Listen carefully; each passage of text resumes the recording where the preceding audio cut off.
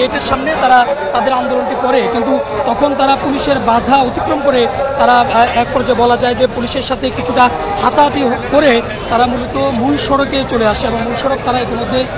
তারা দখলে নিয়েছে এবং পুলিশ খুব শান্তিপূর্ণভাবে তাদেরকে নিয়ন্ত্রণে রাখার জন্য চেষ্টা করছেন এবং পুলিশ তাদেরকে খুবই সুশৃঙ্খলভাবে ছেড়ে দেওয়ার জন্য বলছেন। কিন্তু যারা আন্দোলন করছেন তারা তাদের দাবিতে অনড়, তারা পুরো রাস্তা বন্ধ করে তারা আন্দোলনটি চালিয়ে যাচ্ছেন এবং দেখতে পাচ্ছেন যে শেরেবাংলা কৃষি বিশ্ববিদ্যালয়ের সামনে অর্থাৎ পরিকল্পনা মন্ত্রণালয়ের সামনে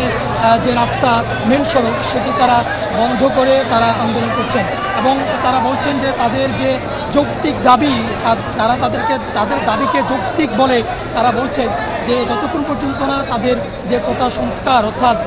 তারা বলছেন যে ন্যূনতম পর্যায়ে যে কোটা ব্যবস্থা সেটি ন্যূনতম পর্যায়ে রেখে যেন কোটা সংস্কার করা হয়, সেটি যতক্ষণ পর্যন্ত না করা হবে ততক্ষণ পর্যন্ত তারা তাদের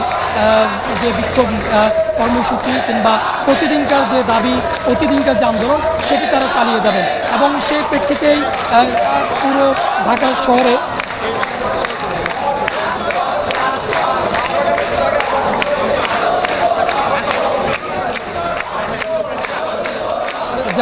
যেমনটি বলছিলাম যে শিক্ষার্থীরা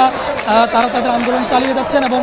তারা বলছেন যে যতক্ষণ পর্যন্ত না তাদের এই বিষয়টি পরিপূর্ণ সমাধান না হবে, অর্থাৎ তারা কোটা একেবারে বাতিল নয়, কোটাকে সংস্কারের যে দাবি তারা তুলছেন অর্থাৎ 5%